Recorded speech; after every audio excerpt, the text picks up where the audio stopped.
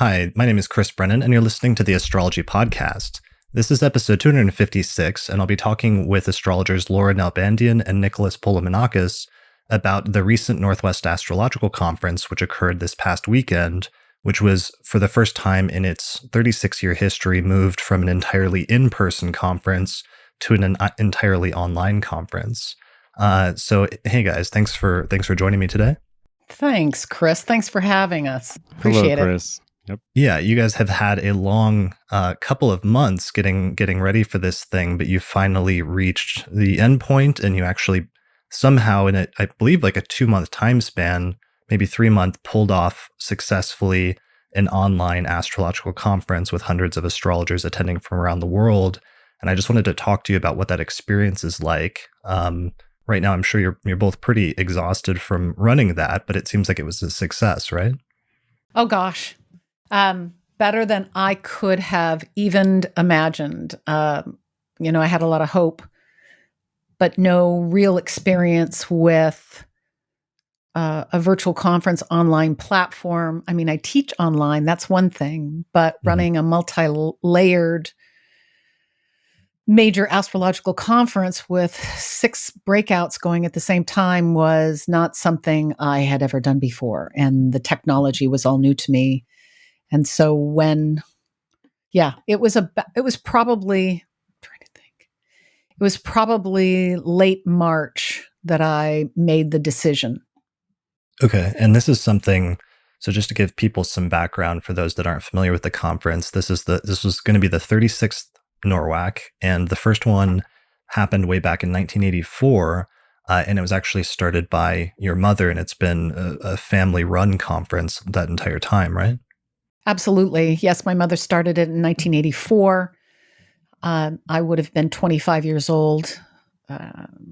And it has been a mainstay, and it has been run by our family. So I became my mother's business partner for NORWAC probably somewhere in the early 90s, and took on a partnership position with her, us doing it together.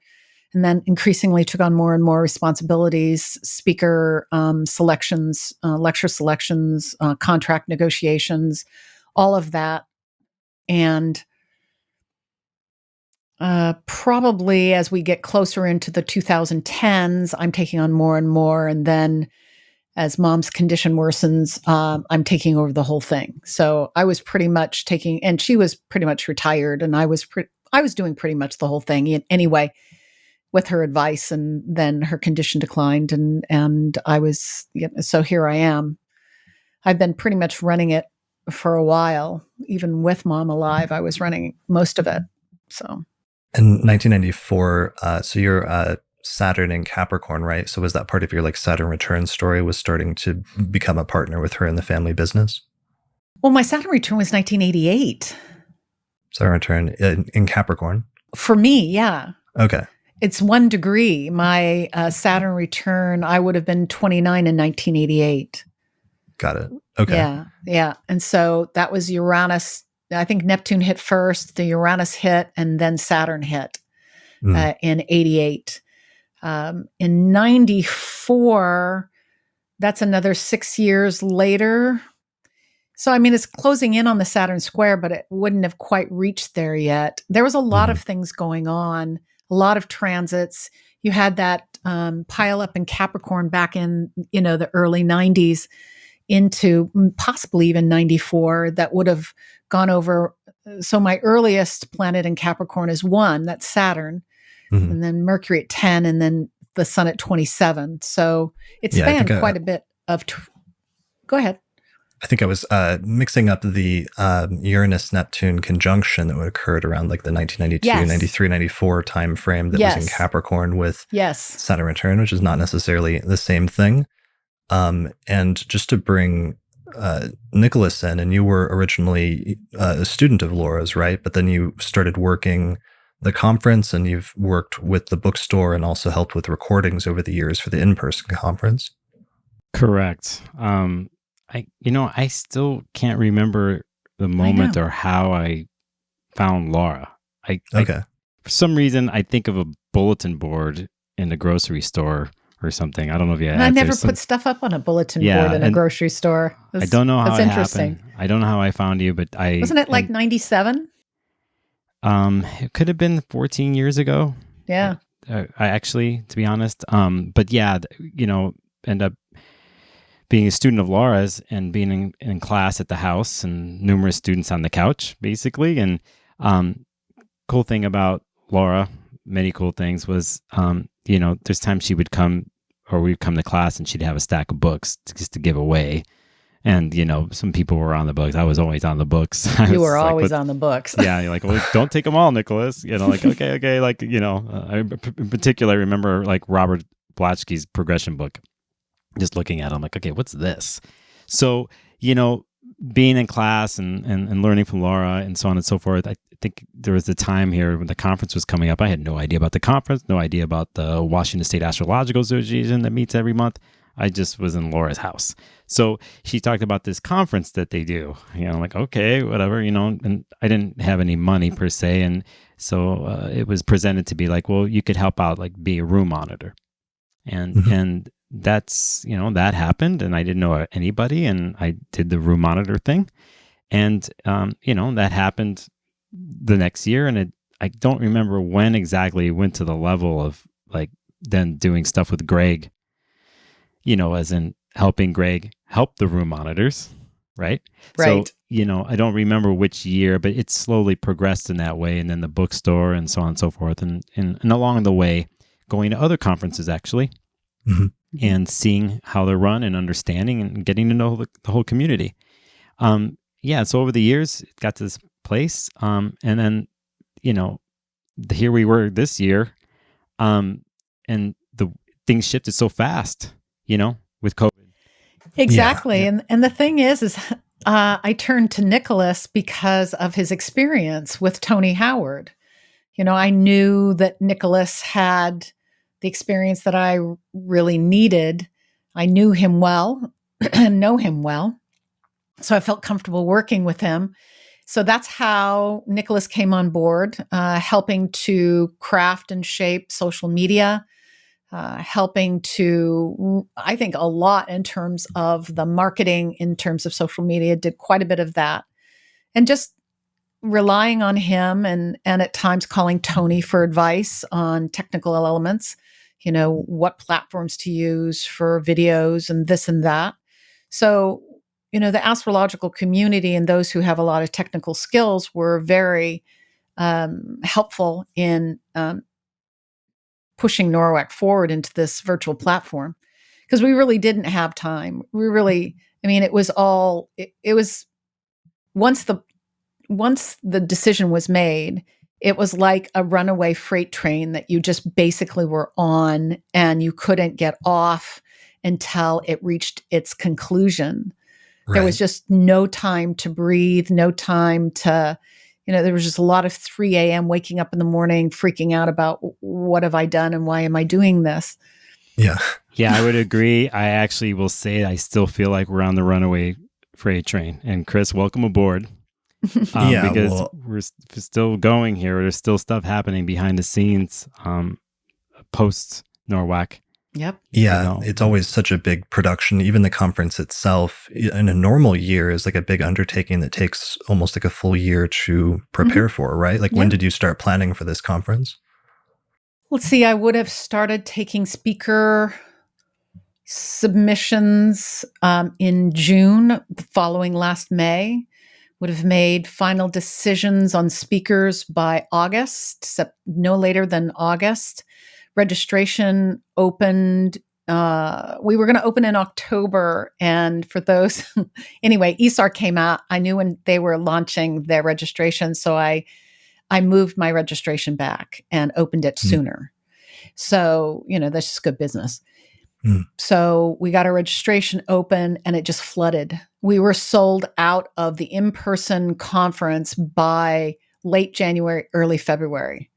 Oh yeah, this was only like the second year, I think, in its history that NORWAC had completely sold out for the in-person conference. Correct. And we had a waiting list of 70 people. Wow. Okay. And we were just getting ready to, I was just getting ready to spend a couple of grand on new short throw projectors so that we could take up less real estate in the big ballroom and put in probably 25, 30 more people. Okay. But that all got kiboshed.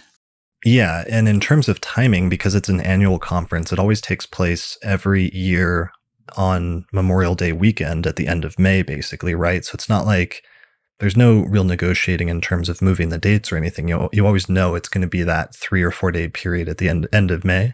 Unless we know in advance that a major conference such as UWAC was going to happen on Memorial Day weekend. And then we have enough notice that I have leeway with the hotel to move it to another date. But I usually have 3 or 4 years of contracts already signed. I already know my dates. They're already done. So, our next year is Memorial Day weekend falls more squarely on the end of the month, something like the 27th through the 31st. Okay. So in terms of when it was always going to be then, and it wasn't like you were going out of your way to pick this set of dates, that's just when it happens each year, and you roll with it. And I'm sure there's some years that have like better astrological alignments that weekend, and like, other years that don't. Yeah, there was one Mercury in Pisces retrograde and one Mercury in Aries retrograde that were particularly obnoxious, where we walked into the hotel and it was like we'd never been there before. The hotel didn't even have anything set up the way they normally had it set up. It was all backwards and it had to be redone. And Wow. it was just like, how long have we been coming here? So yeah, I mean, you take what you get when you're looking at that kind of weekend. There have been, our first NORWAC was not on Memorial Day. It was in March. And we've had some on Easter. We've had them in April. We've had them in March. But when we landed on Memorial Day weekend, that is the one that has been the majority of our 36 years have been on Memorial Day weekend. I like the fact that it's, in the sense, not elected. Me too. Is there something about it? Because if I think about the years I've been there, there's been a bunch of Mercury retrogrades during it. And, you look at it and like, oh, here we go, especially from the point of view of like Greg and I, whenever we're dealing with tech stuff. So it's like, it's this thing. It's almost a running joke. And but I kind of like that it is, on the same weekend every year, besides the UAC years. But even this year, if you were looking at the transits, what's going on, right? Certain things and Venus retrograde and Neptune's involved. There's a lot of mutability going on. I will say, coming into this, knowing my own personal chart, I was kind of like, okay, I'm sweating this a little bit, transit wise. But at the same time, it's Memorial Day weekend. It's always here. You just deal with it.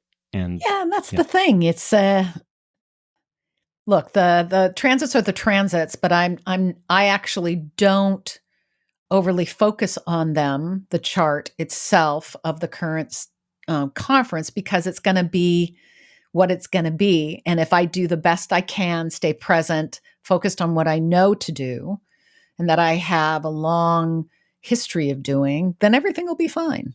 And it usually is. Right. That's almost a really good lesson to take from it when you have something like that where you can't control it necessarily. You just do your best, and you can observe the chart and like make notes from that or learn things from it. But that's not, otherwise the point is not to try to avoid something per se, but to roll with it. And this year, more than any other year, must have been a great demonstration of that. Yeah. I mean, I had looked at my solar return and knew something was coming. I did not know what. I thought it was all in my personal life and not in my business life. And this came along, and I really wasn't in January and February. January, not at all. I was not cluing in. February, started getting the inklings, right? And then we hit March, and I'm like, oh my gosh, now I'm calling the hotel. I'm getting information. What's the deal? What's my cancellation policy? How much will I owe you? What's the attrition? Yada, yada, yada. And then panic starts setting in. Right. So what was that process like? So that's basically in the middle of March is when the entire US just goes on lockdown, and it becomes clear that an in-person conference is not going to happen. So at that point, obviously you panic, you start calling the hotel. What's the sequence of events? Well, I call the hotel, and I first get the salesperson who's really not in the know. And so he kind of delivers some and I've been with this hotel 20 plus years, maybe 25. So I know everyone, but I don't know this guy very well. I've only met him once. Which is one of the benefits of NORWAC is it's always at the same hotel that's not far from the airport.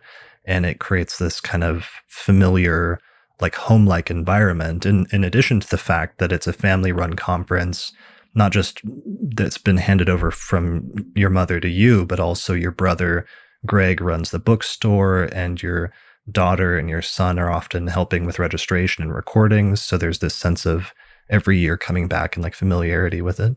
Absolutely. So I have this relationship with them. I had both my parents' memorials in this hotel. Staff came to both my parents' memorials that were there. I had my 40th birthday celebration in the suite upstairs. They let me have it for my 40th birthday, so many years ago. So there's a connection I have with them. And so I ended up talking to this guy who is not part of that history. And he said, well, you have your attrition is right now, if you cancel, you're at 30 or 35% of your guarantee. And your next rate bump up is it was like 5 days from then, which was almost going to double the amount. So and then there was you have to make like an agreement with the hotel that you're going to fill up a certain number of hotel rooms, and there's certain food. And food costs for in terms of the banquets and how many people will be there, and you have to promise that those people will be there and pay for meals or rooms. Otherwise, you have to pay. Otherwise, some I have percentage. to pay it. Right. Okay. Exactly. So that's that cancellation clause that says if you cancel within a certain frame, you have to pay 30% of the overall expected revenue that they were expecting based on the contract. And that's why you have to walk very carefully with your guarantees. And if you overpromise and something like this happens, then you're in a world of hurt. Right. Yeah. So I was frankly freaking out, and I then decided to call the general manager who I knew. I've known him for years. And I said, Jim, what's the deal? And they were hurting, a world of hurt. Though it's a Hilton brand, it's a privately owned hotel, and they were just hurting bad. And so we did a lot of talking, and he extended my decision date for me. That gave me breathing room. We wanted to get closer to the end of March or get past where we were to see what was happening. They were not going to cancel my contract. They were not going to let me out of it, even though we had a long history. So there was no like disaster clause, like the ESAR, but this wasn't covered, or why weren't they letting you out of it? It's called force majeure in any contract. In order for force majeure to hold, the government, whether it's city, county, state, or federal, puts into place an order or some kind of whatever order that says you cannot meet. Now, at that point, that order only went to May 4th. Okay, so it fell just short? It did. And so if I held out and did not cancel and was hoping for force majeure, the conference was never going to happen, right? We knew that. Right. And so they were trying to get me to move it to a different date, which wasn't going to work. So basically they came back and said, we've offered you alternate dates. Since you have not taken any of those alternate dates, you are still bound by your contract. We do not know whether we will be in a state of force majeure by the time your conference happens. So I ran the risk of, a bigger amount if I waited to make the choice. And then I was caught in limbo. What do I do? So I came back to the hotel, and on a phone call at the date we had suggested, I talked to the hotel general manager and the senior salesperson, and they offered me half of the early attrition and as a dollar amount. And in order not to prolong it, I just took it. I'm that type of person. I got to move on, right? So you took a financial hit, but it wasn't. It was big and considerable, but not as big as it could have been, or especially if you waited longer. Correct. It would have been would have been 3 times higher than the amount I was owing that they cut in half. Not the 3 times higher than the amount I paid. That would have been the amount I would have paid at the end if I had waited, would have been 6 times higher than the amount I paid because it was cut in half. So I have Saturn in the 5th, people. I'm not a gambler. Sure. I'm just not. And so I had to make a decision, pay the money. I figured if NORWAC could limp through, make it, pay that, at least pay back that penalty, and then make a little, because it is my living. I'm not a consulting astrologer. I don't do readings for a living. I do them periodically, but it's not how I make my living. I make my living running NORWAC. So, right. And you've had a history of organizing not just NORWAC, but also other conferences like the last United Astrology Conference and another one years before that, and other regional conferences. So this has been your primary thing for a while now? Yeah, it has. So, the threat of having no income, the threat of not having enough money to finance NORWAC next year, that was all looming. It was very, very stressful. The feeling of letting down the legacy by canceling it and not having an in-person conference, not knowing how a virtual conference would look. And I just leapt. I just took that leap of faith and went. And I said, we have to do it. I have no other choice. I have to pull this off somehow. So that's late March. I've got from late March to May. So it was less than 2 months we pulled this off. And do you mind if we share your chart, just because you were having some amazing transits the past few months that were very descriptive and illustrative of all of this. What house system do you normally use? I use Porphyry.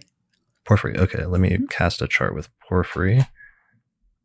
Although in every other house system, it doesn't change except for whole sign houses. Right. I came into your class using a Placidus, and we were having a running back and forth argument for months because you tell me, no, Porphyry. And then my Pluto switched or something, and then it all connected. I started using Porphyry. I am a whole sign house user too. Yeah. So. I just don't, from an evolutionary point of view, whole sign houses just doesn't do it for me. I can see whole sign houses certainly in certain ways of looking at my chart, but from the evolutionary point of view, I do not. So. Right, because in terms of evolutionary, that was something we talked about, and I meant to mention earlier. We did a profile in episode 75 of the Astrology Podcast, was the last time you were on, and we did a profile with Gary Lorenzen about your mom, Maggie Nalbandian. And part of the interesting story surrounding that was her starting an astrology bookstore called Astrology et al. In Seattle. And that was actually what preceded NORWAC. But you got in kind of at the ground level of evolutionary astrology because one of the in-house astrologers at Astrology et al. Was the founder was Jeffrey Wolf Green. Mm-hmm. So, and it's funny because your then experience of that was different because you grew up around the bookstore, and Jeffrey was just like the astrologer, one of the astrologers around there. Yeah. I mean, he's, like an older brother to me. So sure. That's the environment we were in. It was a magical environment. I was totally blessed. Totally. I can imagine. So here's your chart. One of the things I was just thinking about when you're describing all of this was just Uranus stationing earlier in Taurus earlier this year, and then starting in January, I believe, and then started to move forward. Mm-hmm. But it's just been going over your whole midheaven and other placements there. And it seems like the unexpectedness and the disruption from your normal yearly, annual thing was a large part of that transit. Yeah. I see myself, that midheaven and that moon in Taurus and that Mars in Taurus, the analogy I use for myself is, the horse to the field, the horse to the barn, the horse to the field, the horse to the barn. I like my consistency, going to the pasture. I know where I'm going. There's familiarity, there's comfortability, then back to my little place in the barn and my little stall. I like that. And so, 20 some odd years of going to the same hotel. We changed things up some because I do like that, but there's this consistency through the whole thing. And all of a sudden, that's not happening. Right. Right. So it's like, oh my gosh, and that Uranus triggered off my midheaven back in 2018 when I was right at the height of, as we were doing the UAC 2018 conference. That was that May of 2018 in Chicago. So Uranus got as close as it was going to get at that point, and then backed away. But it certainly triggered some things off. It was a wild ride. And basically, it's just, all the earth in my chart has had to get over itself and become more adaptable. Right. So your midheaven's at 5 degrees of Taurus, and Uranus stationed at 2 degrees of Taurus in January.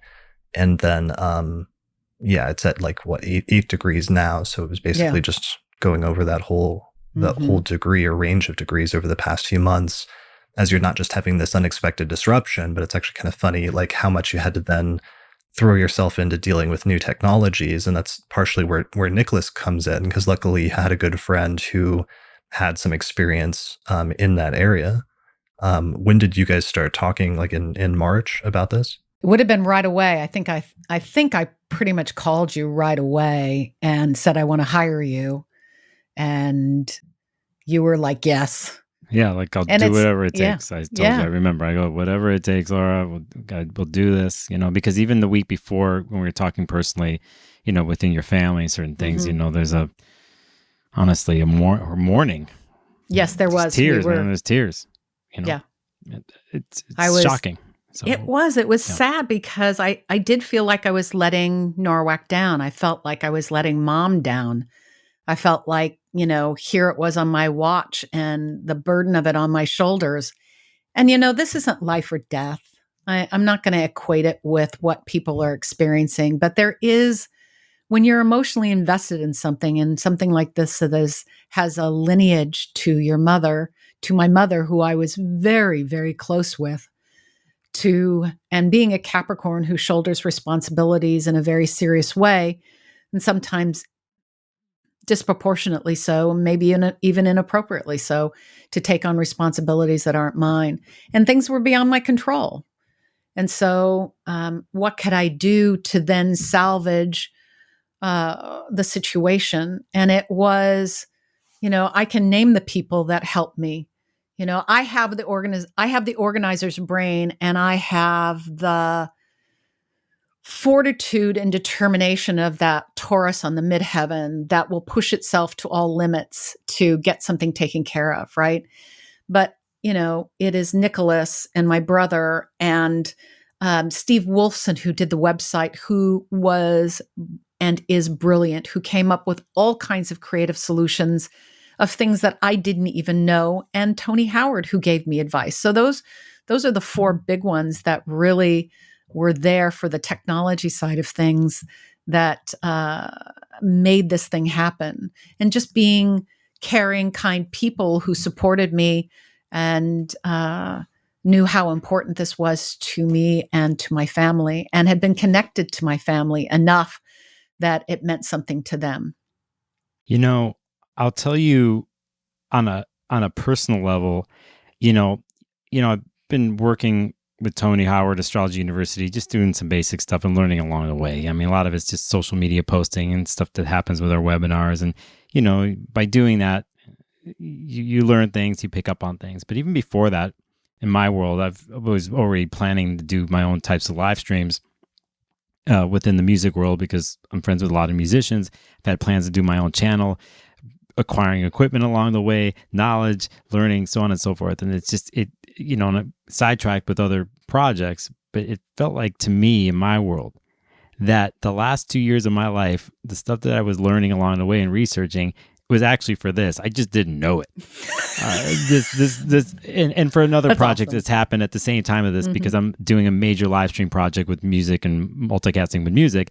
So everything, as soon as the COVID things happen, and and the next thing you know, Laura and I are talking, here it is, and I'm like, okay, let's do this. And it's just not odd, but it just flowed that way for me. Synchronicity. Yeah. That you and I had a lot of conversations about live streaming and astrologers needing to take advantage of that more. And I think you gave me my first capture card a few years ago when I was starting to do video in order to do more things like this, to get high quality video. Listen, since we're here and there, let's just say it out loud how that happened really quick, because this is connected to NORWAC. Because several years ago, whenever it was, I had my laptop and a bunch of things stolen out of my car at NORWAC. Right. Okay, so that would just wrecked me. And the next day, it was the Saturday night it happened, and the next day was Sunday. I was just keep going. I got to show up. It just crushed me. A lot of information. I lost some, back up your stuff, folks, because I lost some stuff. So anyway, the next day I was coming through in the morning, and Greg was like, "Come here," and it was over the people who know the hotel where people have breakfast. And I was like, what? And he's like, come here. And I'm like, what? Because whenever he does that, I'm like, we're always playing jokes on each other. Like, what are you going to do? What are you up to? So I go over there, and I think it was Demetra and Lisa, and it was you, Chris, and come over. And then basically, not a lot of people know this, but that was the year that Chris's book came out, and it was in the bookstore. And you did so well, Chris. We sold your books. It was a huge year for you. And, we got to the point of the conversation, and you said, Nicholas, I'm going to give you part of my book sales to help you recover. Right? And I'm like, no, dude, I'm not going to do that. I don't do that. I don't let anybody do that for me. I got a crazy sense of pride, I just do. So, but I was like, no. And then Greg's looking at me. He's like, dude, come on, man. You have to accept this. You have to accept this. And then, it's all quiet. I'm looking at everybody at the table. Demetra's staring right at me. What am I going to say to her? Like, no to Demetra, no to Lisa, no to Chris. And I accepted it. It's to be part of NORWAC, how I ended up there in my journey, and then being a room monitor, and helping out in the bookstore, and then all the people that I've met over the years. And I've always made it a point that the new people that walk through the door, it's not my job, it's not my title, it's just I can't help it, that I always say what's up to them. Like, who are you? What's up? Where are you from? I don't care what kind of astrology you do, whatever. I just welcome, because I know what it is. We all know what it is to walk alone. At some point in our life, in our astrology journey, we're walking alone. And you're like, where's my crew? So right. Saying all that, that moment there, it hit me, like, accept it. So I did. And the next day was Memorial Day, so on and so forth. And it just so worked out. Like, I think Lisa and Chris were like, we're going into town. We're going to hit Pike Place Market. No, I'll pick you up and go ride. I'll meet you. Come on, let's go hang out, And so part of what happened there too, it just popped in my brain that night. And I was like, I had a capture card I brought to you. I'm sorry. What is a capture card? Oh, it's like something that connects like a nicer camera to your computer if you want to go above doing just a webcam. Okay. So it was kind of instrumental in like moving into the next realm of doing audio and video with the podcast, basically. Okay. Yeah. But he happened to give it to me. Yeah. So basically the next day, I'm just, I can't completely accept something. I feel like I have to reciprocate. That's just who I am. But it just made sense. I followed it. I go, hey, Chris, take this capture card, just is. We had a beautiful lunch, so on and so forth. So to go back to your capture card thing, by the way, and technology and how we start talking about this, and to come to now, and into this moment, and all of a sudden we have COVID and there's this thing, and Laura's calling me to do it. I'm like, whatever it takes, and from that moment, I'm like, okay, I think you can do this. We don't know what's going to happen, how it's going to form itself. But one thing I could say about myself, and actually, the family, it's like being around the Nalbandian family and Marcella, we're all pretty good with going with the flow, and we're all used to being with each other at the conferences and dealing with each other's quirks and our emotional places, and knowing how to hold space for each other when things are heavy. We've had experience doing this in person at the conference. So here we are in this, it's a new thing. So there's the thing of trust. You could trust people. And I know I trust Laura, and Laura could trust me, that type of thing. And that's the only way you could pull something like this off. And there we were, all 7 of us in my house, in different locations in the house. And, for 4 days, I mean, they didn't stay overnight. They went home each day, but still you're not roaming around the hotel and being able to go up to your room and take space. And so there that was, but we did great. That's part of the family dynamic of NORWAC. Like when you had that crisis, Nicholas, where somebody broke into your car, like in the middle of the conference, like everybody felt bad and wanted to make it right because no one member of the family should have something bad. Mark Jones came up to me the next day and he's like taking money out of his wallet. I had other stuff that happened to me afterwards, where it was just like it hit me. I knew it before, but it just hit me in a deeper way. Like, this is my crew.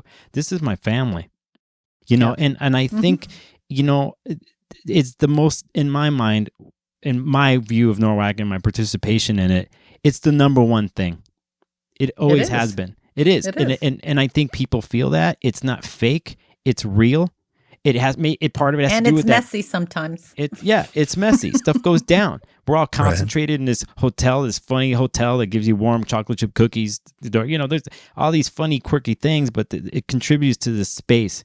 There's people working there, the hotel, the bartender.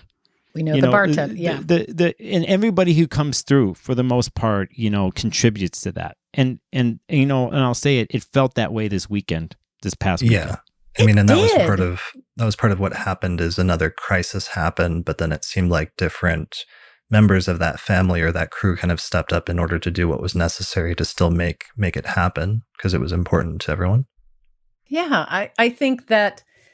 All right, so once I knew the mechanism, right? Once I knew the mechanism of how this thing was going to happen, then my next level of concern, I think, that was the mechanism. The mechanism was, okay, we're going to use Zoom. Okay. We're going to have 7 computers, 6 for the breakouts, 1 for the main room. We've got this website platform we're going to use, Restricted Content Pro. It does a lot of things. We're going to use that. So those basic technical elements, we were working on what kind of other equipment we needed and running. I upgraded my internet to a gig. We ran hard lines for all the computers, Cat 6. So we had all that in place. We knew, right? And we rehearsed. So the underlying fear that I didn't have time to face, but once I knew the mechanisms were in place to have the conference happen, it surfaced. And that was, how in the heck are we going to create the environment that is so unique to NORWAC? How are we going to do that? Right. Without the sense of that community. Yeah. How are we going to do that without hugging each other and having the space to hang out and chat? So it was like, from the very beginning, I was like, I got to have ways that people can connect, right? So let's leave the chat room. Let's leave the rooms open. Let's have one of the 7th computer when it's not being used for the main ballroom. Let's have people chat there. Let's support other mechanisms and platforms for people to connect on, whether that's Google Hangout or whatever it might be that people were finding. And so, my goal was to bring forward into the virtual space as much of NORWAC as I could. So part of that was the virtual vendors. Now, they didn't do as well as they would have done at a normal conference, but they got advertising to as many eyes as possible as they could. They did have people come into their rooms, and they did have some sales, which is all good. But we really tried to get the attendees to support the vendors more actively. So we wanted to have a trade show, and we wanted to have places for people to gather. We wanted to have our traditional opening ceremony with creating of sacred space. And we wanted to have our traditional closing ceremony with the closing of the circle. So I knew those are the things that we wanted to have. And then I decided I was going to do a week's worth of orientations, meaning send out an email, set up the Zoom orientation, get as many people into the Zoom orientations, which, by the way, only ended up being maybe a third to, wasn't a half for sure, but it was possibly between a third and a half. So maybe 2/3. That's of higher. The attendees. Yeah, of the attendees coming through the orientations. And what I asked my veteran attendees to do was to serve as ambassadors, to serve as ambassadors and to reach out to new people that they didn't know. I asked new people to stretch beyond their limits and introduce themselves to other people. And so I worked very hard at fostering the environment where connection could happen, because that's our motto, is where connections can happen. Yeah. And one of the things I love about that Lisa Scheim mentioned to me this weekend during NORWAC, that she had heard from Nicholas, and that Nicholas, you had heard from Laura from your interview that you did as a promo video on the NORWAC YouTube channel, was you were talking about the very first chart for NORWAC and how that very first chart still seems to be operative in some ways. Yeah, it does. And if you pull it up, what I saw that I just thought was brilliant was that the ascendant for the very first NORWAC, so the chart is March 23rd, 1984, starting at 12:45 p.m. in Seattle, Washington, and it has one degree of Leo rising, and so the descendant is at 1 degree of Aquarius, and that's exactly where Saturn stationed retrograde this month in the middle of May. So the chart for NORWAC in some way was having a Saturn transit right over its descendant in Aquarius, which is both appropriate in terms of having a year in the history of the conference where everybody still is able to get together, but has this sense of separation and not being able to be there in person, but also just this general Saturn and Aquarius theme of trying to connect people, even though we're separated due to the quarantines and everything else. Right. And from a modern point of view, you're looking at that Saturn as it hit that, come back to square Pluto, which is the modern ruler of the fourth. And so in some ways, we ended up doing the conference at home. Right. It's like... Right. From all our homes. Yeah. So, it was, I would say Friday was a pretty stressful day. Thursday's pre-conference was very smooth. The Friday was pretty challenging because of I didn't know what I didn't know. And that's a truism of pretty much everything. You don't know what you don't know, right? You just have to do it, and there's no way to know until you've done it and failed. Exactly. And then you'll get another chance at some point in the future. But I was trying to do too much. So I had to delegate one of my tasks away so that I could focus on support calls, people freaking out. They couldn't get in. They couldn't make their passwords work. They didn't know how to do blah, blah, blah. And I'm on the phone with Steve Wolfson and on the phone with them, and emails are coming in faster than I've ever seen them. And I've got people talking in one ear and somebody talking in the other, and the phone ringing. It was nuts. Wow. Reminded me of that first day of UAC 2018 where I was being pulled in 5 different directions. It was like, yeah. And let me show the chart for that. So this is the chart for the opening of this year's NORWAC, which opened on Friday, May 22nd, 2020 at 12:45 p.m. in Seattle, Washington, with early Virgo rising. Mm-hmm. Yeah, that early Virgo rising. When we we left our Leo rising charts behind and came into the mutable cross, that was really a shift. But I think, my natal sun sits right there at 27 Capricorn. And, there is Saturn on one side and Jupiter on the other. So Jupiter's pushing from behind and Saturn's in the front saying, slow down, sister, slow down. Right. I have a 20-degree Gemini sun. I have a 2-degree Aquarius moon. The chart's just lit for me. Just in general right now, but I haven't looked at this chart actually. I didn't think about the opening. I didn't, we're too busy, but I'm looking at it now, and it's Neptune's right there too. So huge for me. Yeah. So the first day was a little rough, and you were trying to do a little too much on your own. And it looks like that was the day of the Moon-Mars square, but you realized pretty quickly that you needed to delegate responsibility more. And in doing so, things ran more smoothly the next couple of days. without question, they ran more smoothly. So Aaron's partner, Whitney, stepped in. She had already been rehearsing with us, and she was originally going to take on the task of just hanging out in the ballroom and monitoring chat and helping people and answering questions and possibly picking up the phone and answering that. But I realized the phone questions are highly technical. I need the back end of the website. I know what I'm looking at.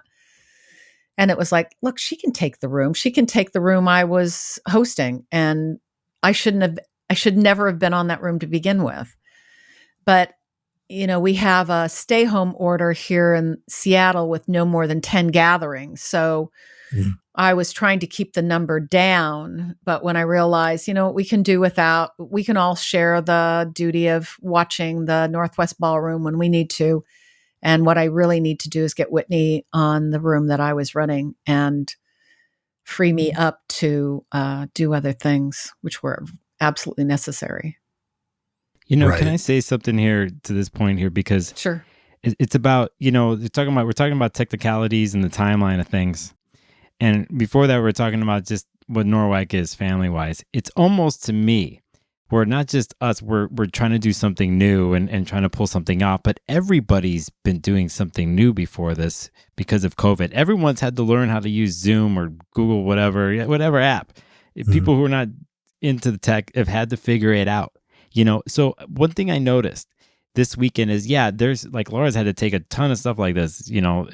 Sometimes people can't find an email, whatever. But I noticed though, in the rooms, because I saw some of you in the rooms, that even within the weekend we're getting more and more proficient, and they were coming in with tools already before the conference. And I actually think that's contributed to the type of energy that was involved in people feeling connected, because they've had to do their own kind of training to talk to whoever else in their life before the conference. Well, isn't that serendipitous though? Yeah. COVID set up in place for both things to occur. So the conference had to go viral.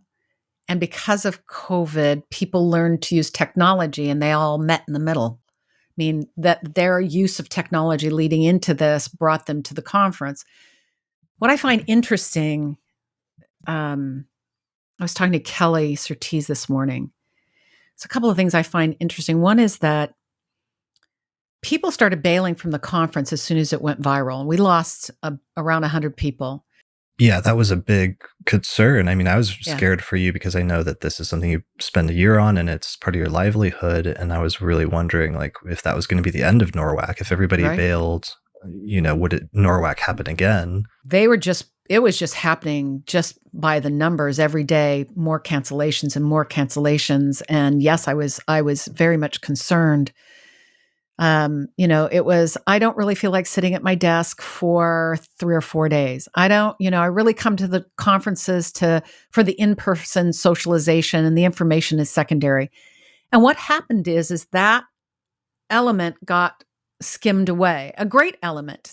There's nothing wrong with that. These are that's what they want in a conference. That's awesome. Right. Sure. So what it left were that people were more interested in information and wanted the information. And then I got a big push from you and Kelly and Austin on your podcast, and people from all over the world who had not been able to afford travel and hotel and food expenses, but had always wanted to come to NORWAC because of its high caliber of speakers and all of that. Mm-hmm. So that started happening. And I think then what I also noticed is some of the people who canceled came back. Mm.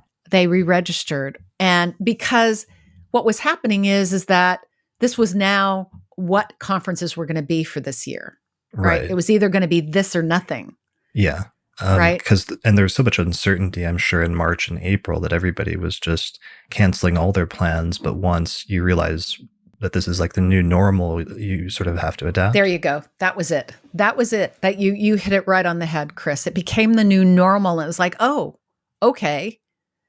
This isn't the anomaly. This is what is. And if I want to connect up with my friends and learn astrology, this is the way it is. That's just the way it is. Yeah, there's an acceptance that has to happen, yes. Or it did happen. It's different for everyone. Some people it's more resistant to things changing and shifting. And, honestly, be straight up here because of what happened on Twitter too. There's other people from past NORWACs who visited, saw the announcement and the format, and people, they're doubting it, understandably, because it's something new. But, I also have to give a shout out to our past NORWACians, as we call them, that they go, no, this could be something. Yeah. So, Laura set this whole thing up, get the train rolling. We're all on the train. But honestly, on the other side of it, there's just people, friends, fellow astrologers, people I know that helped it along too. And it's not fake. It's right. It's real. Right. So that helped. And honestly, they were down on the price to begin with. And they wanted us to give them all of the content forever and ever. And no, there are other formats that do that, and that's their format. But this is not NORWAC's format. We wanted to stick as close to our conference format as possible in terms of our policies and what we did. And so originally it was 1 week, and then through some conversations, we came to the 2-week access. And I wanted to come back to something though, Chris. And that is in my conversation with Kelly this morning. I've been thinking about this. What happened that took this conference from just a bunch of people sitting in their homes watching to the kind of connection we normally have at NORWAC? How did we jump that chasm? And I realized that there were a couple of components. One is we are a family-run environment. And because we're family, we have this connection with us and we carry that connection. And there's a kind of ease of behavior that we have with each other and an ease of behavior. We've created relationships with the speakers. So the speakers know my children. My children have been at NORWAC since they were babies. Jen was born in 1983. So she was just a year old when the first NORWAC happened. And Aaron was born at the end of 1984. So he was a baby the following year. So they have been at NORWAC since they were born, basically. And so people know them. And so the speakers know them, the attendees know them. So getting into the chat room, there's this familiarity that starts to happen. We're chatting with them. How are you? Yada, yada. So happy to see you. And then we start seeing veteran NORWACians, right? We're talking to them. They're cross-talking. And all of a sudden, this energy is starting to connect. It almost seemed to me like a web was being woven of energy as people were reaching across to each other, energetic, saying hi, connecting up, inviting new people in. And so I think that there was so much foundation of familiarity between the NORWACians, the veterans, the speakers who knew them already, because they've been coming to NORWAC so long. So I think that really helped to create this environment that was not sterile, not stodgy, not isolating, and not cold. There are so many people who have sent me emails. So many people have posted on Facebook their exact feeling. And some people who posted, even at NORWAC or conferences in the past, I felt awkward, overwhelmed, and shy. And I didn't feel like I could step into a group of new people. And that would be me if I went to a conference. I would just go to my room, right? If I were an attendee. So that's what they were writing. They were like, normally I would just go to my room during lectures. I felt overwhelmed. I'd just wander the halls, kind of disconnected. And they felt more connected in this environment with this platform than they would have coming into the conference in person. So all kinds of magical things happen that, again, you can't know until it happens. Yeah, one of the things I thought was really interesting was seeing during the live lectures, when everybody was attending through Zoom, there was always a lively chat and discussion between people as the lecture was going on. And Sam Reynolds mentioned once that it was almost like as if we were all sitting in the same lecture room, but you could hear everybody else's thoughts, and there was some kind of telepathic connection between us. But I think that really was an interesting and innovative facet of this that I didn't anticipate, that helped to create a greater sense of community and connection between people. And was something you wouldn't have normally in a standard model of a conference. Right. And people really loved coming back into the classrooms, talking to the speakers, or jumping out of those classrooms and heading on over to the Northwest Ballroom to hang out and chat and just, connect with one another, build friendships, say hi to old friends, all of that. So I think that was the right choice for me to make, so that it wasn't just have the classroom, shut the classroom, right? So that there was a place for people to virtually gather. That was the right thing to do. Yeah, and that was both the challenge, but also where the innovation took place of figuring out how to create a social element to an online conference, since that's such a huge element in NORWAC in general. So even just going ahead with the conference in general was important in terms of helping to foster community. I feel like this year, because NORWAC was one of two big in-person conferences that were supposed to take place prior to COVID in 2020. And the other one is the ESAR conference, which is supposed to happen in Denver in September, but seems like it's all still up for discussion. And the official newsletter that they've sent out has said that they're not sure if it's going to happen in person. And if it doesn't happen in person, they do not think that they want to host an online conference, although we're still waiting to see if that's the final word. Yeah. But that was what was important about NORWAC, though, is the fact that you did step up in order to make the entire in-person conference and put the entire conference online. I think was crucial, because it could have ended up being, or might end up being, the only major event that happens in the astrological community this year. So it plays in the United States, yeah. Because the AA conference is going to happen in England. And I've been in contact with Wendy Stacy, and we've talked regularly and supported each other. But I would say this, yes, NORWAC is not a volunteer organization until it's at conference time, when volunteers come in exchange for doing room monitor work or whatever, they get the conference, right? This was not a volunteer process. Right. I paid people to do this work, from Nicholas to my kids got paid because they put in hours. The webman guy, Steve Wolfson, obviously is paid. So, ESAR is built on volunteerism. Right. Organizations are built on volunteerism. And so for them to convert to a virtual conference won't be as easy, or wouldn't be nearly as easy, because the level of commitment of hours it will take is beyond what you could really or should really ask of a volunteer. And they had a much larger speaker. They're going to have over 100 speakers or something. And how many speakers did you have at NORWAC? I had 30, counting me, 33. Okay. So it's that's a lot, but you guys were able to pull it off. But then multiply that by 3 to 100 something, that starts getting a lot to manage. Yeah, we do have a lot of single lectures, a person doing one lecture, but a lot of our people are doing multiples, and that's not something you get as much at the bigger conferences. Because I was the coordinator of UAC 2018, as a thank you, ESAR did give me 2 lectures for ESAR 2020. One I earned through voting, and they gave me the second one. So the first one was not given. I was actually up on the charts for that. So my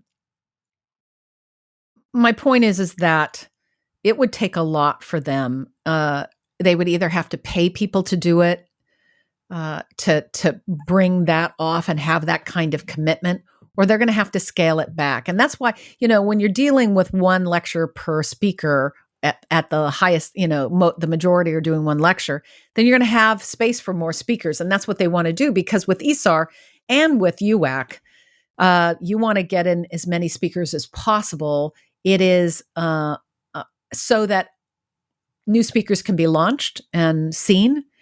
And because UAC is such a singular event that happens once every 4 to 6 years, you never know when the next one's going to come around, and getting, people want to get in. So you got to make it so that you can get a higher number of speakers in, so UAC had 170 and ESARs would have had or will have 100. So managing 100 speakers is very different than managing 30 or 33. Sure. I'm already thinking, I was just thinking about those of you watching who are speakers, because I got a hold of you to do some tests, what it takes to do that and the tech aspects. And on my end, it was trying to line all that up. And then we're talking about 100 speakers right now for ESAR. And I'm just like, oh, wow. That's because that's in itself, its own job, its own thing. And having to have conversations with speakers on the tech end, to try to bring the highest quality you can under the circumstances, but under the highest quality you can, like the audio, the visual, just because something like this, Zoom, any lecture you're doing here virtually, that's the one of the most important components is the experience. It's not ever going to be the same as it is in person. But since we're doing this here, you have to make the effort and try to go as pro as possible. And best way. And me, I was like, I just got to get the mechanisms in place. And you and Greg were like, no, you got to make sure all the stuff is in place. I'm like, you guys do it. Yeah, we had this big argument, and then Greg and I, we were used to doing audio and all this stuff.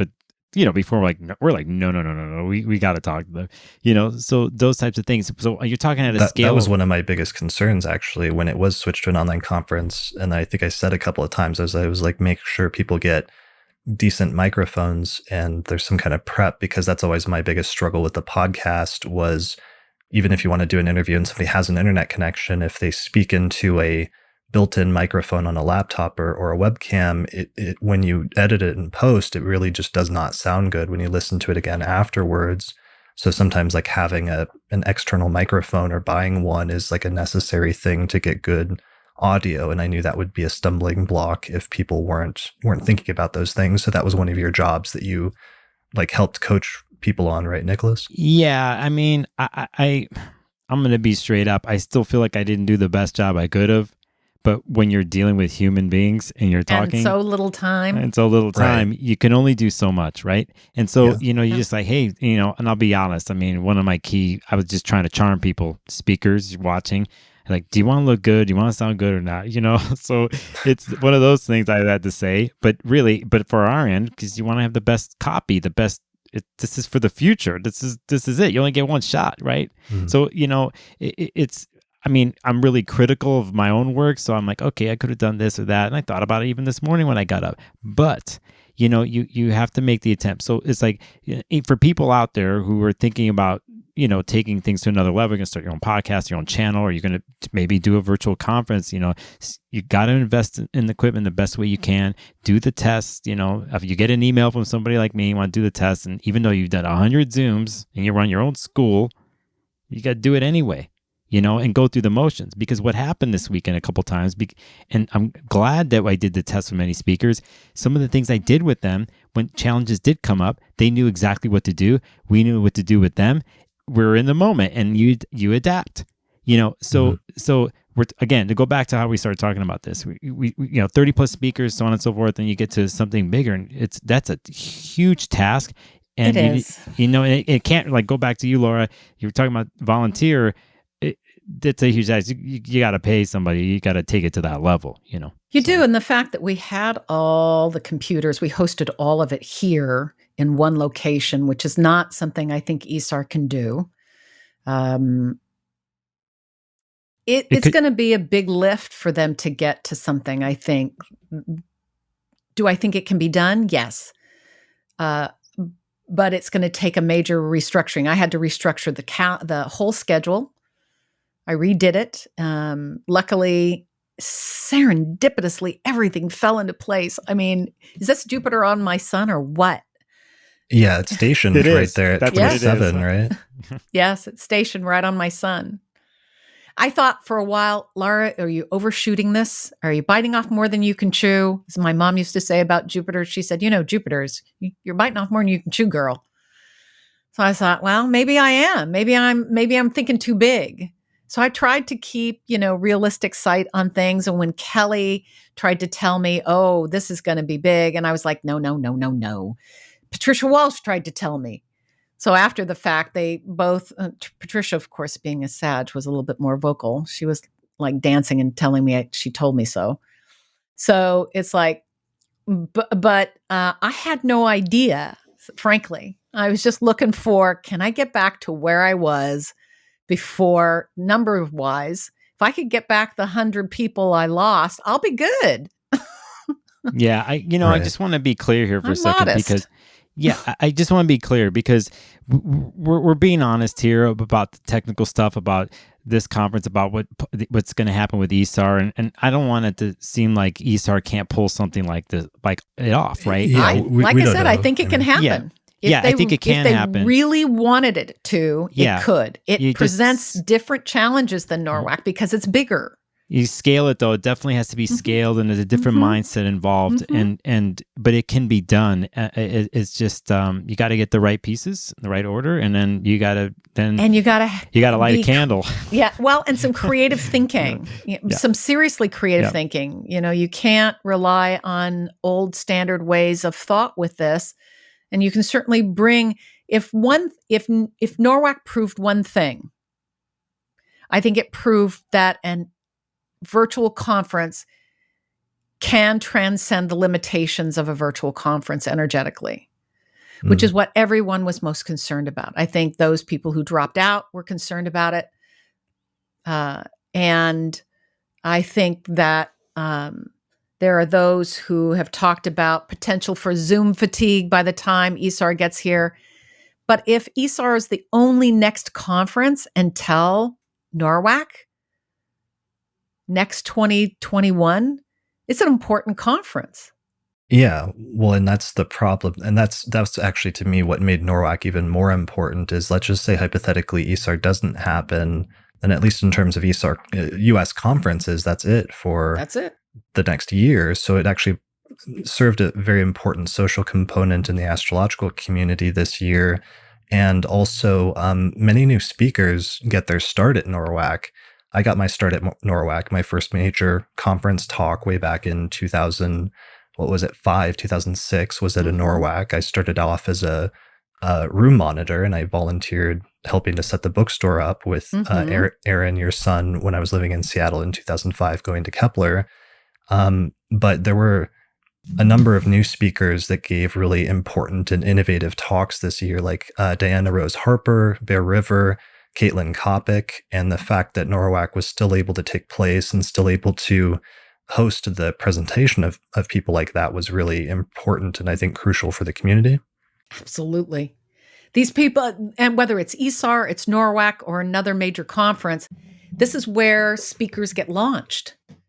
This is where the chance happens, right? And so it's an important place for those things to occur. There's just so many reasons why conferences are important. I'm not just talking about NORWAC. I mean, conferences in general, they're important to our community. It's how we gather. It's not just about the gathering. It's not just about the learning. There are a lot of elements involved in why conferences are so important and why I'm passionate about them. I'm not passionate about them because it's what I do for a living. I do it for a living because I'm passionate about it. That's what I do. And I've done non-astrology conferences that I coordinated a public health conference for 10 years. And I stuck with it because I was passionate about bringing my type of brand of conferencing to kind of stuck and stodgy public health conference, and change the face of this public health conference that had been also going on for 30 years in the state of Washington. So I'm passionate about how people connect. I'm passionate about how learning is elevated when we are connecting to one another. Connections are everything. So that's why it's our motto. And sometimes unexpected developments come out of astrology conferences in the astrological community. Like I'm trying to think of, I know Project Hindsight came out of like a series of dinners at a United Astrology Conference in Washington, D.C. in like 1992. I know some of the early talks about Kepler College were promoted or at least announced at some early conferences, I think in the 90s, even if it that was was 91 in July of 91 in Chicago, in Rosemont. Okay. I think like AFAN was founded out of like a walkout of like an AFA conference something like that. Okay. So stuff happens sometimes that you don't anticipate and isn't planned, but there's little like effects that bounce off of conferences that have sometimes very important and long-lasting ramifications. Absolutely. No question. The unintended good consequences of all kinds of things. It is the ripple effect. Every action ripples out into the world, and you may or may not see the effects it has as it ripples into the future, as it ripples out into our environment. Even during the conference, okay, there's never going to be anything like this experience we just had. No. And I don't think so. Yeah. Example. We have the panel on Sunday, the 2020 panel. Okay. Chris, I've never seen you. We've all seen you. We watch your podcast. We know you personally, right? We all have experience. Everybody's got your own experience with you. You're out there, you're public face. A lot of people. I've never seen you do what you did there on Sunday. There's the technical aspect. I knew the slides, everything, the premise.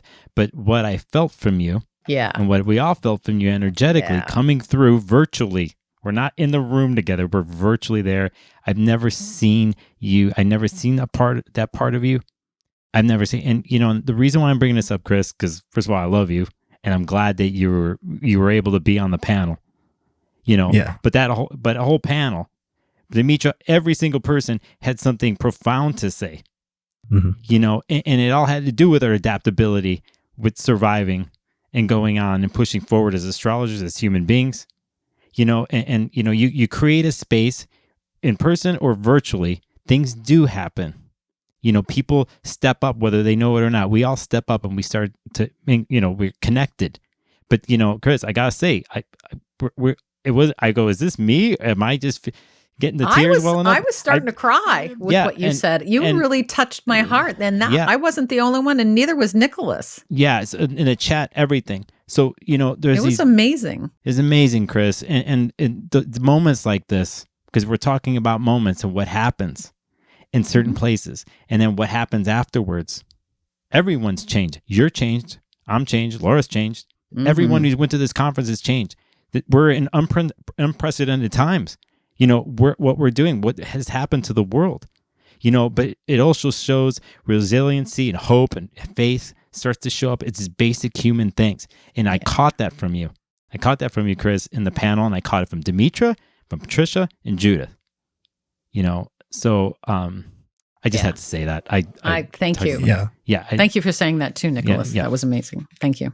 Yeah, I was just trying to also remember it was Sunday and it was like one of the last panels. And I was trying to remember from previous years some very inspirational speeches that I've heard at NORWAC and how that's always such an important and sometimes like either inspiring or uplifting or just really interesting points, especially by, Rob Hand would often for many years like give one of the final speeches on NORWAC that would be very deep and very thought-provoking and stuff. And so I was just trying to think of and like take some inspiration from those early NORWAC experiences that I had and sort of pass that forward to. Well, you did it. You definitely did it. Yeah. And then, then that wasn't even the end.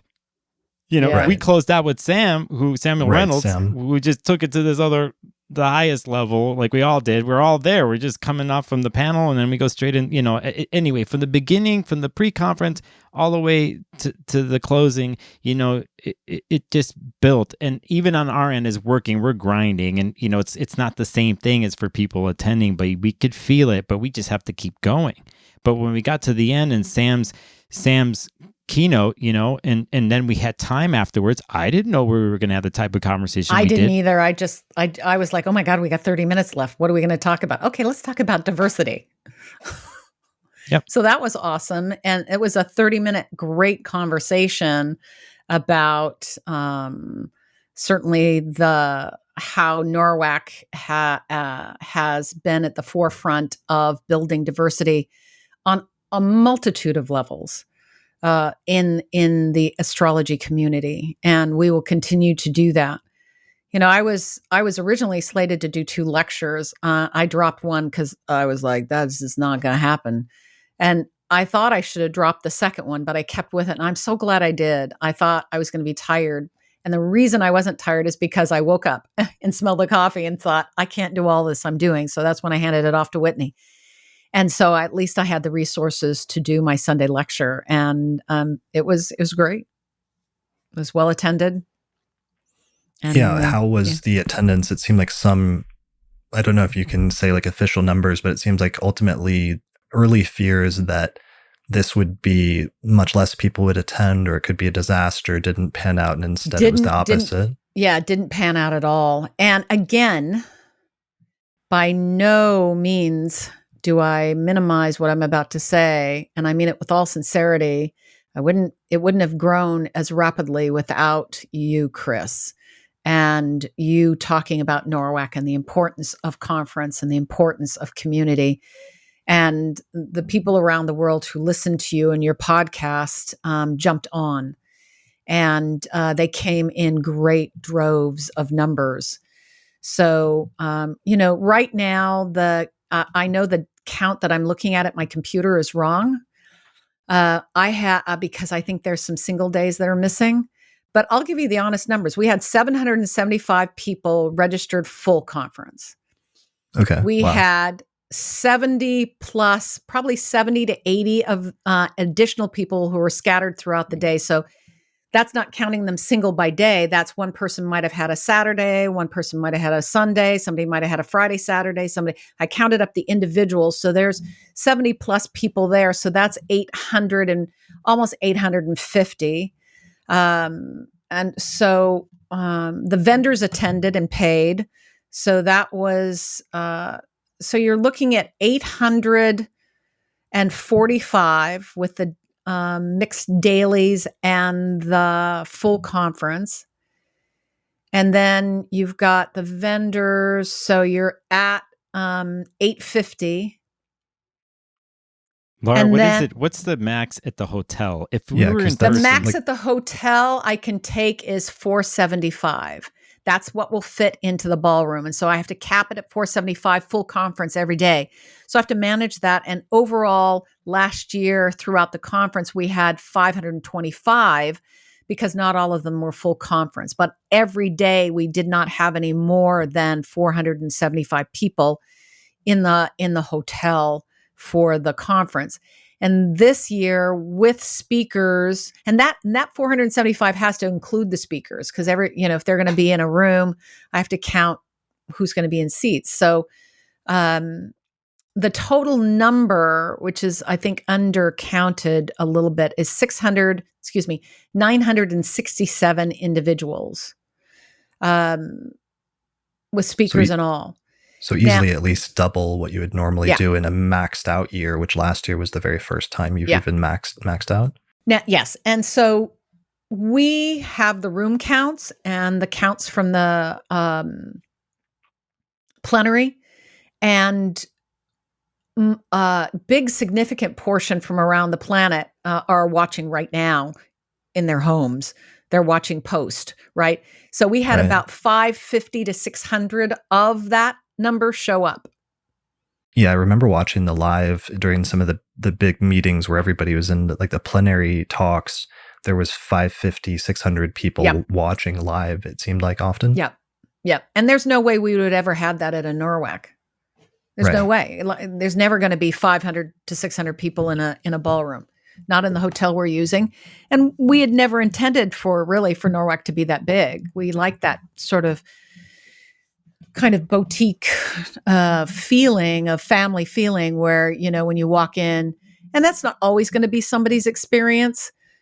People are shy and awkward and they don't feel like they fit in, and even in that environment. But as long as we provide that environment for them, then, the rest is up to them. Yeah, well, that's the other thing too, right? We went virtual, and I saw plenty of tweets and comments on social media. It's people from all over the world. They can't make it to NORWAC. No, they can't. Plane ticket. It's expensive to do any conference, honestly. So it's to attend one. So that's the other golden thing about this is all these people from all over the world. How many comments I saw from people like, I would have never been able to go to NORWAC and over again. And then to bring back to what you say about people are different. Some people are more shy. There's plenty of people out there who aren't so extroverted, or maybe don't do well in groups in person. but this is a place this is something they can do, and the comfort of their home. They feel secure enough, and they could still get the knowledge. They could still have the interaction, and it still have the experience, their experience. Absolutely. So what we're going to do for 2021, I'm not real sure. I mean, it's a day after the conference. I've got enough voices speaking in both of my ears to tell me to do a dual conference, and I'm not inclined. To try to do a hybrid where it's partially in person again, but also partially online?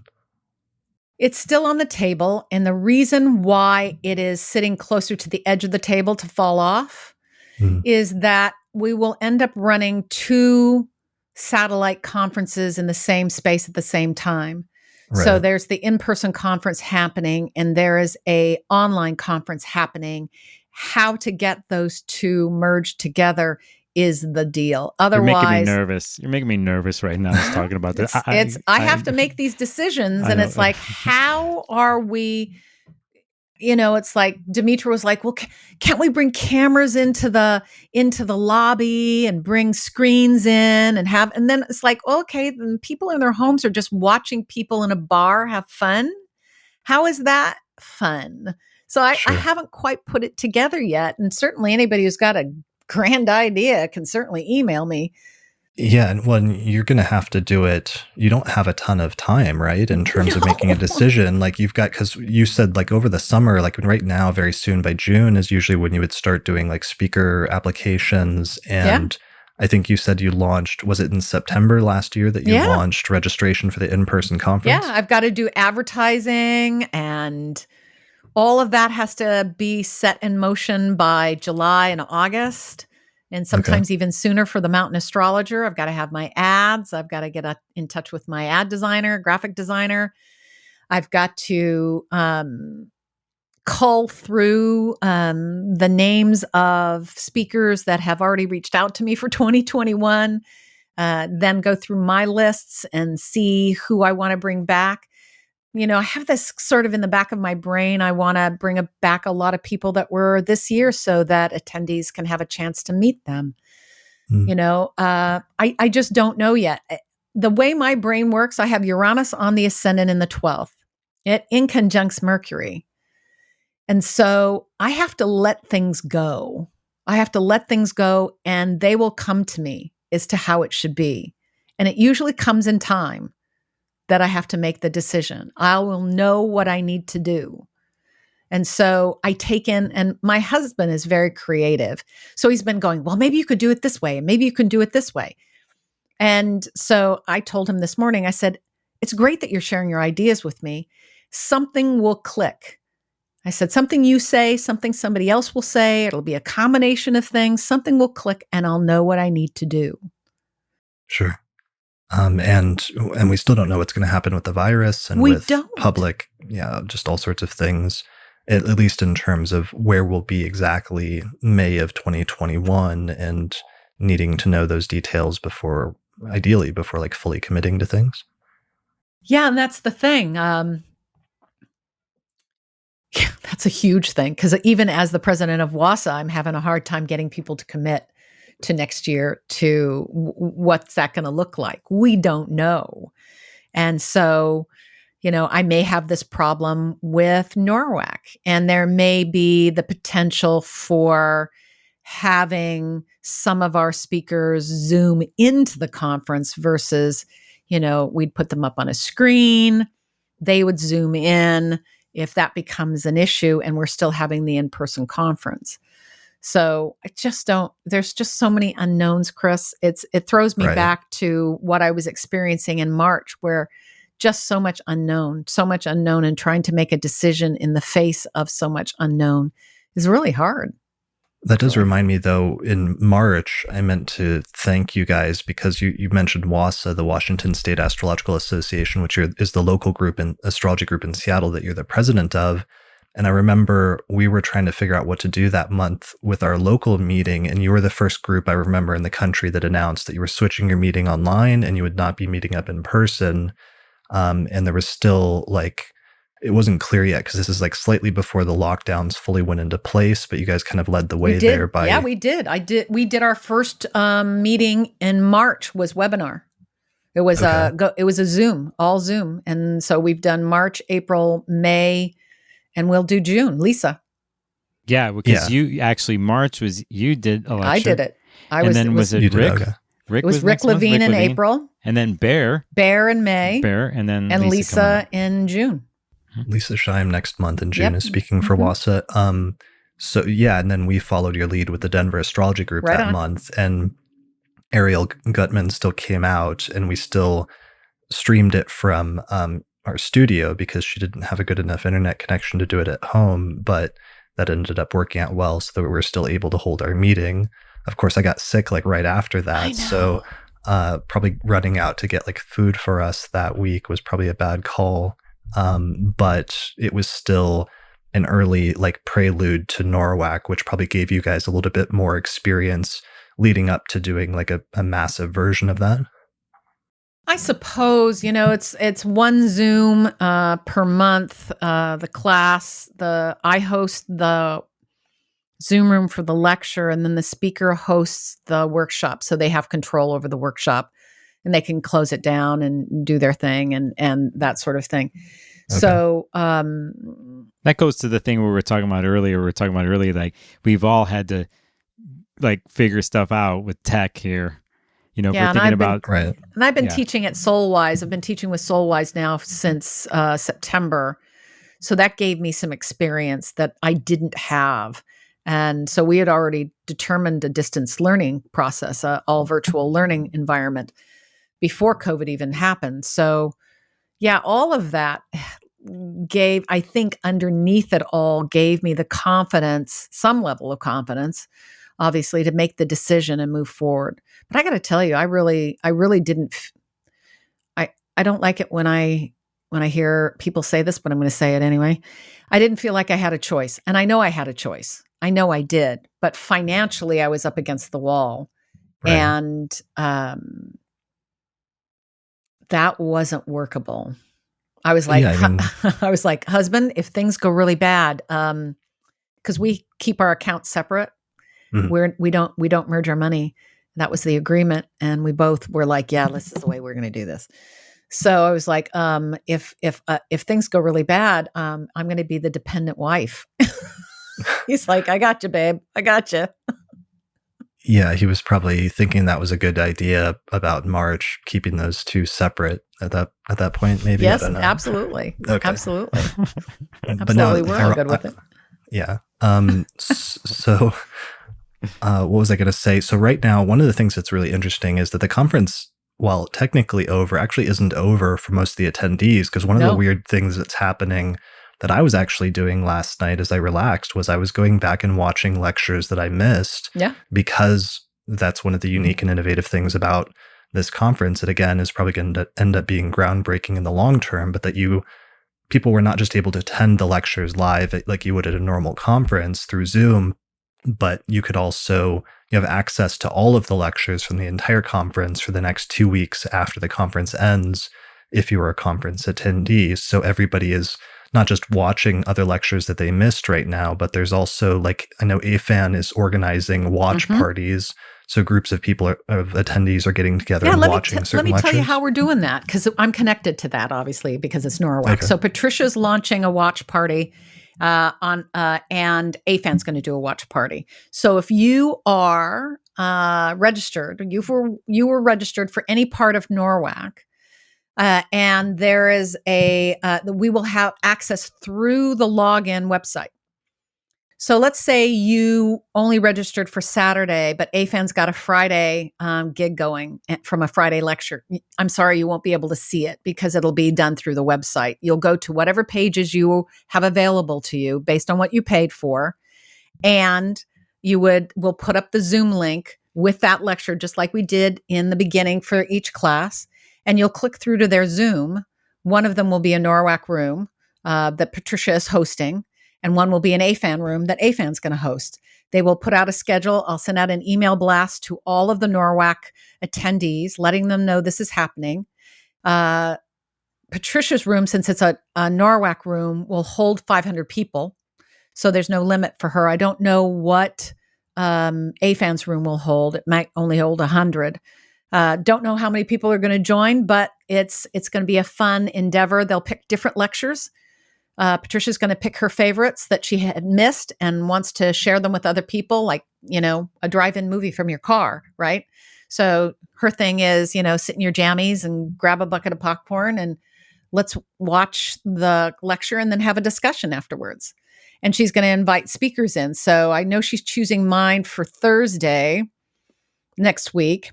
And so after the lecture, I'll pop in after the viewing and then we can all talk. So it's going to be fun.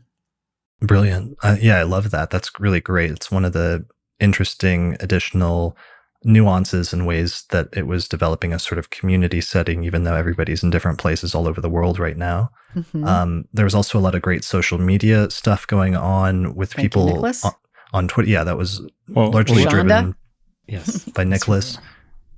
Who was the other person? Rashonda Jefferson. Yeah, Rashonda. Jennifer and Jen Gherking, or Jen Upton. I'm sorry. My daughter's Upton. Yeah, Jen. So that was so that was the social media team. It was Jen on Facebook and Instagram, Nicholas on Facebook. I was doing Instagram stories and a lot of other weird things. And then Rashonda on Twitter. Okay. Yeah.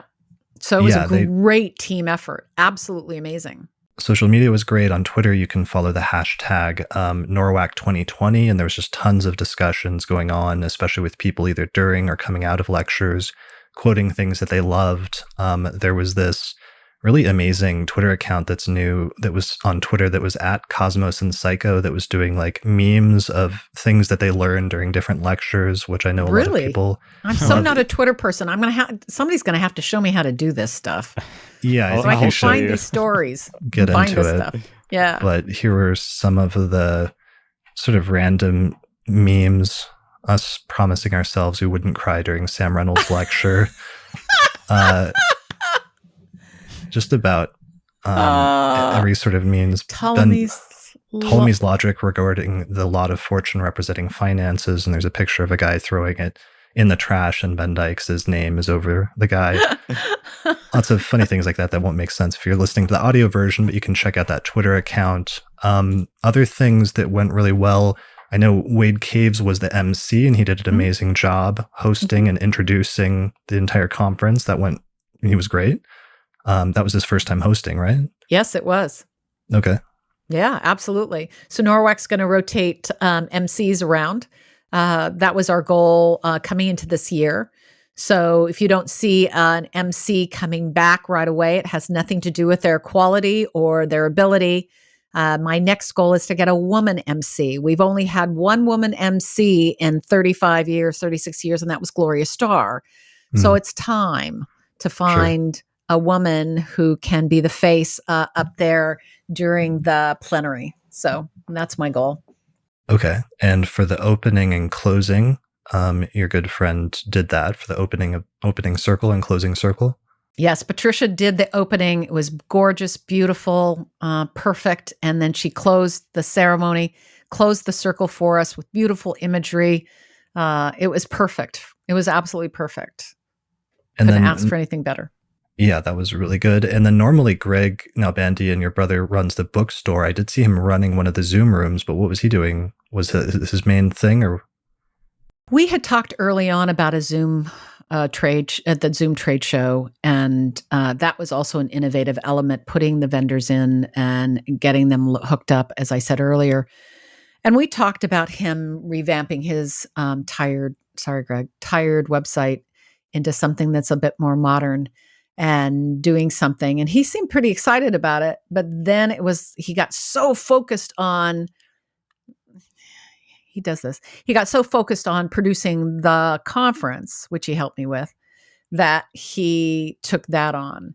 And I could have gotten somebody to, host the room instead of him, and he could have focused on that. But I think it was right for what it was. I'm not sure how well a virtual bookstore would have done in the face of that anyway. The vendors did all right, but not great. Virtual who were some of your vendors were, I know the Almanac team were there. Honeycomb? Honeycomb, Personal Astrological Almanac, is also one of our sponsors, but I know they were there because they're unveiling like a new version of their almanac that they're coming out with soon. Who are the other vendors? Zodi Collection, Actually, they're Deck called and Map. Zodi. The Zodi. Is it Zodi? Yeah. I thought they corrected me to Zodi. Oh, Zodi? really? Yeah. I could be wrong. I'm They're getting paranoid. they're getting a double plug. Yes, they are. My- Zodi, they do a deck and map. We had Astrolabe software, Astrograph, time passages. We had Bradley Narragon and his beautiful art. He said he got some sales. We had Sandy Ruvi and her intention beads. I love Sandy. She's great. Yep. We had, let me go to the website and take a I guess peek. I should say this one. We had Astrology University. Yes, we had Astrology University. We had Kepler College. We had Time passages. Yeah, I said that. Oh, you Astrograph did? time Okay, passages. We had them. Astrograph, Astrology University, And then Anagoronic Creations, Honeycomb Collection, Tension Beads, Kepler Call, Luna Astrology, another software they were launching. They had launched a couple of years ago at NORWAC, Portland Nice. School of Astrology, Tarot with KDK, and then the Zodi Astrology Deck and Map. Those were our vendors. And they had each, most of them had produced a demo video. I posted that. They had Zoom rooms with times available to go see them. They had links to use discount codes to buy software or other products that they were selling. So I do think that if ESAR is able to do something, they should I use that word? Nobody likes to be should on. No, I mean, it's good to pass that information forward now that you've tried and learned. Yeah, and I think we can learn from it, and I think the vendors learned from it. Bradley started a thread with the vendors because he wanted to hear how everybody did, and so I'm getting feedback from the different vendors of how they did. And, they had their ads in 7 rooms running in front of hundreds and hundreds of people every day. Mm-hmm. Yeah, I thought that was a nice touch, running the ads in the rooms before they opened. Mm-hmm. Or before the lecture started. Before the lecture started? Mm-hmm. Absolutely. So I think that was really important for them. So they got full advertisement. They had a vendor room and they got to go to the conference. And so I think that was good for them. Right. So yeah, I'm going to go back to, I guess things happen so fast. I think also, with Greg doing the other responsibilities to put together a website in a certain way. 2 months. Yeah. Well, I did. Yeah, I know. But I think it's a different dynamic because it is. we're dealing with actual books. He would have to, Yep. But we talked about it behind the scenes and he already has it in his head for next year, even though it could be in person, to still have this new site and stuff. So it's coming down the pipeline. Well, bug him, pester him to get his website done. And he should, These are the conversations we have behind the scenes. Yes. Yeah, I like it. It's a working progress. Yes. And speaking of books, you actually created a book list, Nicholas, for a list of like all the speakers' books that was really great on your website, which is sparklesofgold.com. And the title was just... I gotta be real here. I did a little bit of that, but DasmanNatalie.com, that's my partner, she came up with a lot of that, and she helped me do that.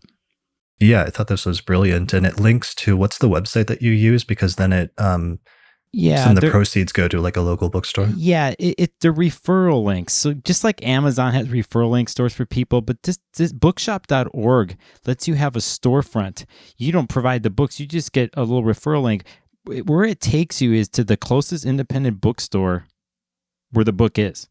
Okay. So the independent bookstore is getting a cut, and the percentages of it, the whole concept is to help independent bookstores, not the big ones, not Amazon, whatever. It's to help that. And so for me, I just was like, I'm going to put this together. Plus, I don't know what's going to happen. No one bought a book on the whole weekend. People clicked over, and that's cool because they're finding out about books. But and I was just, I'm into the philosophy of it all, right? And sure, and all that. It's intention. You have the intention for it, and that's great. So So as to whether people were going to buy books, that was a whole nother thing. But I think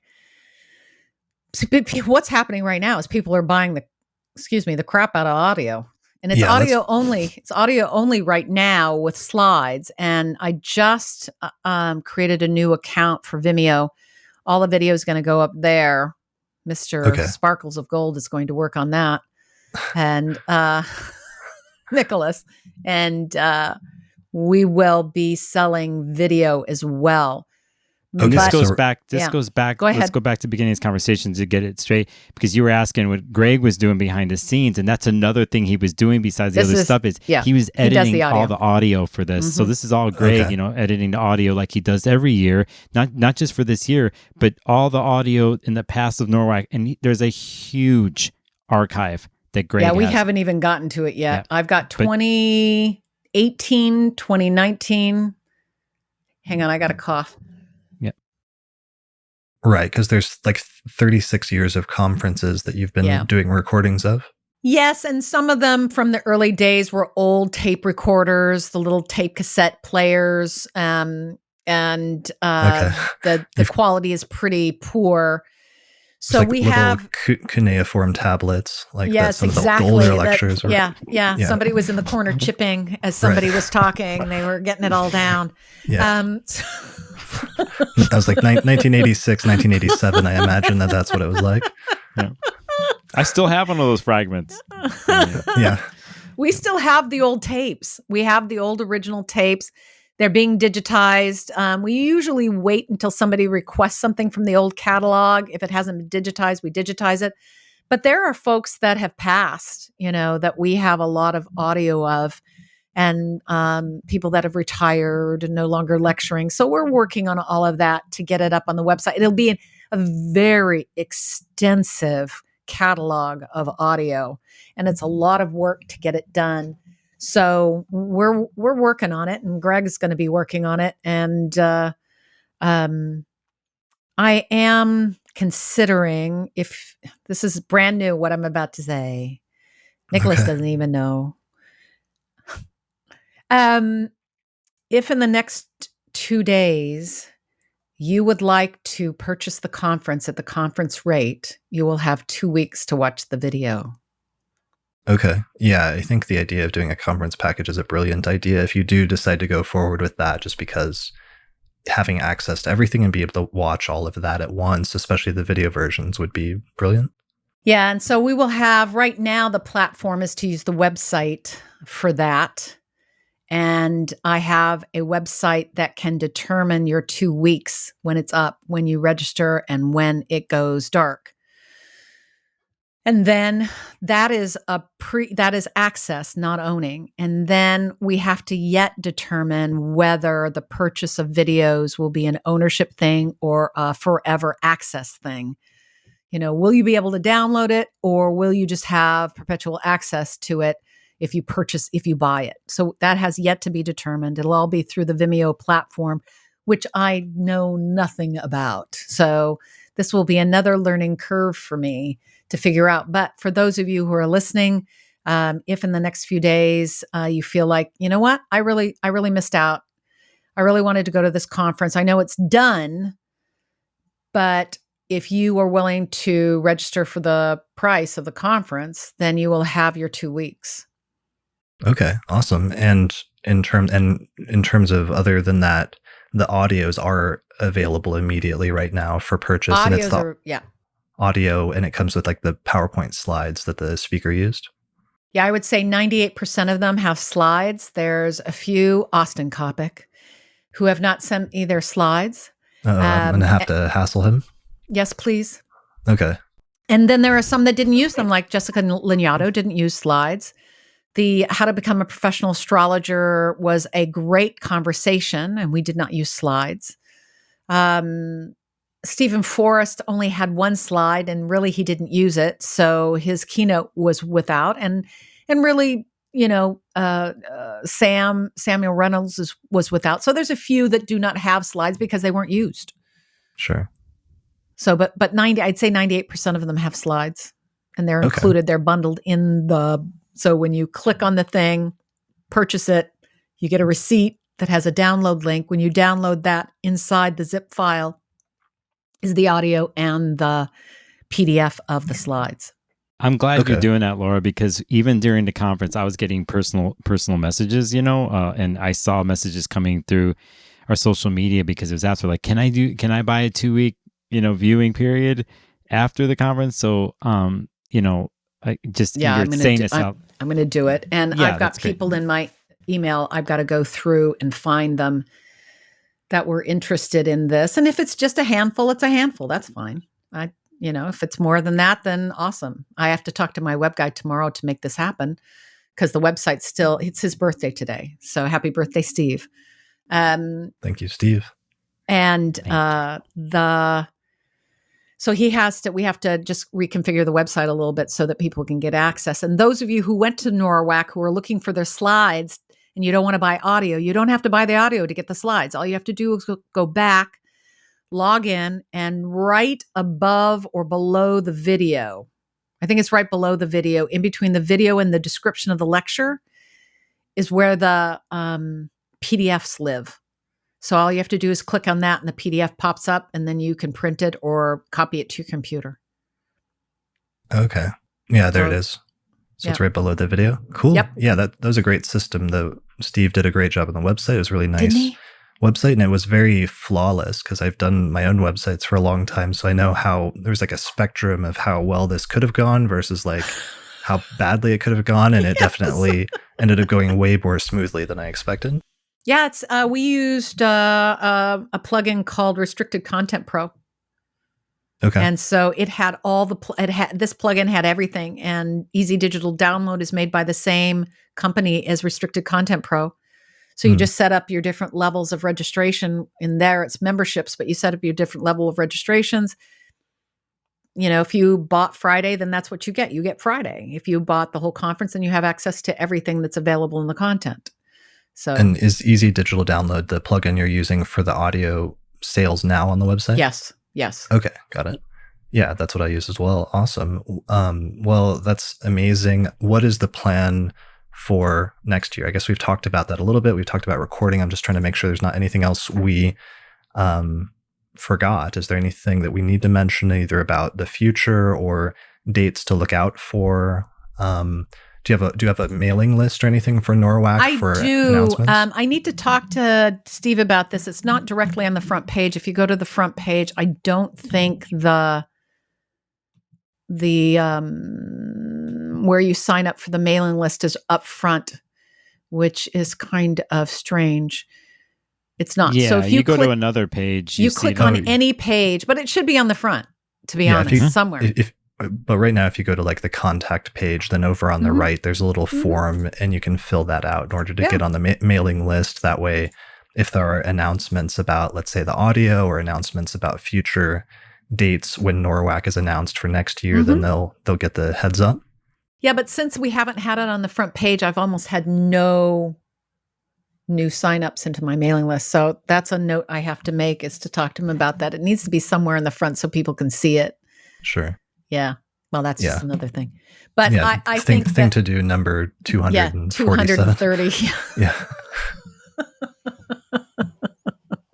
All right. Well, thank you guys for joining me for this today. This has been great. And I wanted to do this, even though you're so exhausted and it's been a long couple of months and a long week, just to document this, because I felt like this is a historic event. I felt really major Saturn and Aquarius vibes going on from, going from a 35-year in-person conference to suddenly doing something online, and lots of interesting things came out of that. And I just wanted to get some of that documented and share it with our listeners, and also for people in the future. It'll probably be interesting, because years from now, who knows what the standard will be. People will be doing VR conferences or what have you, and this will sound, very quaint, like the first time we did an online conference, but at least it will have been documented of, what happened.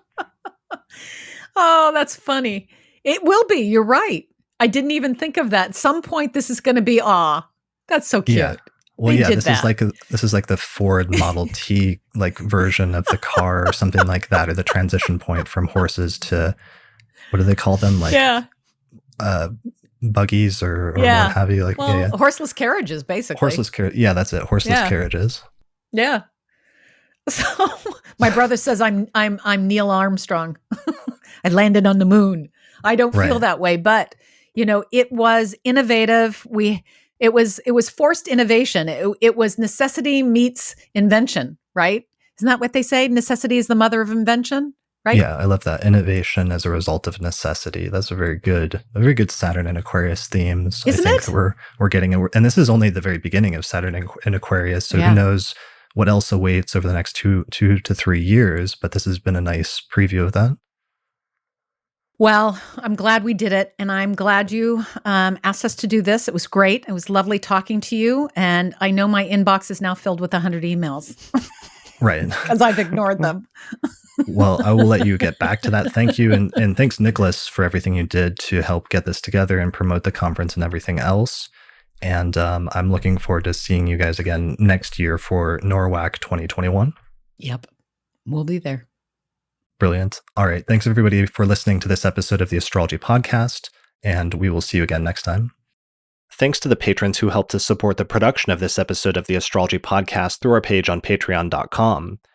In particular, shout out to patrons Christine Stone, Nate Craddock, Marin Altman, Arena Tudor, Thomas Miller, Christina Caudill, and Bear River, as well as the AstroGold Astrology app available at astrogold.io, the Portland School of Astrology at portlandastrology.org, and the Honeycomb Collective Personal Astrological Almanacs available at honeycomb.co.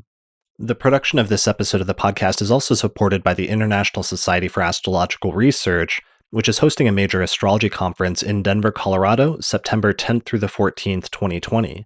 More information about that at isar2020.org. And finally, also SolarFire Astrology software, which is available at alabe.com, and you can use the promo code AP15 for a 15% discount on that software. For more information about how to become a patron of the Astrology Podcast and help support the production of future episodes while getting access to subscriber benefits like early access to new episodes or other bonus content, go to patreon.com/astrologypodcast.